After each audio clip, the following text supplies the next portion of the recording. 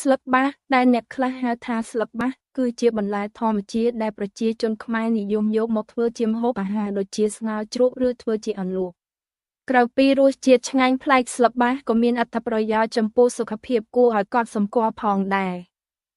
1. សម្បូរទៅដោយសារធាតុប្រឆាំងអុកស៊ីតកម្មស្លឹកបាសផ្ទុកទៅដោយសារធាតុប្រឆាំងអុកស៊ីតកម្ម Anthocyanin ដែលមានតួនាទីយ៉ាងសំខាន់ក្នុងការការពារកោសិកាក្នុងរាងកាយពីការបំផ្លាញដោយរ៉ាឌីកាល់សេរី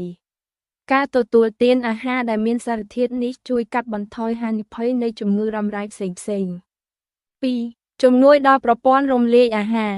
ស្លឹកបាសមានជាតិសរសៃ Fiber ខ្ពស់ដែលជួយឲ្យប្រព័ន្ធរំលាយអាហារដំណើរការបានល្អវាជួយសម្រួលដល់ការបន្ទោបង់និងការពារបញ្ហាកទល់លាមក 3. បំបត្តិអាការៈក្តៅក្នុងខ្លួននៅក្នុងឱសថបុរាណស្លឹកបាសត្រូវបានគេចាត់ទុកថាជាបន្លែដែលមានលក្ខណៈសម្បត្តិត្រជាក់ដែលជួយកាត់បន្ថយអាការៈក្តៅក្នុងខ្លួនឬអាការៈខ្វះជាតិទឹកបានយ៉ាងល្អការទទួលទានជាស្ងោរឬទឹកស្រស់អាចជួយឲ្យរាងកាយមានអារម្មណ៍ស្រស់ស្រាយ 4. ពង្រឹងប្រព័ន្ធភាពស៊ាំស្លឹកបាសមានផ្ទុកនូវវីតាមីននិងជាតិរ៉ែមួយចំនួនដែលចាំបាច់សម្រាប់រាងកាយដូចជាវីតាមីន C ដែលជួយពង្រឹងប្រព័ន្ធភាពស៊ាំឲ្យកាន់តែរឹងមាំក្នុងការប្រឆាំងនឹងមេរោគនិងជំងឺផ្តាសាយ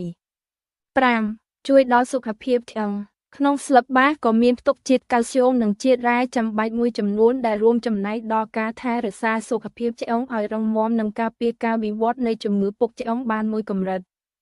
ចំណុចគួរប្រុងប្រយ័ត្នការលាងសម្អាតដោយសារស្លឹកបាសជាបន្លែដែលដុះតាមធម្មជាតិឬតាមចម្ការអ្នកត្រូវលាងសម្អាតឲ្យបានស្អាតល្អជាមួយទឹកអំបិលឬទឹកស្អាតច្រើនដងដើម្បីកម្ចាត់ដីខ្សាច់ឬសំណល់ថ្នាំសម្លាប់សត្វល្អិត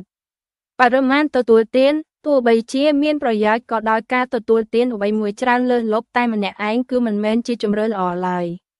ការទទួលទានអាហារចម្រុះមុខគឺជារឿងសំខាន់បំផុត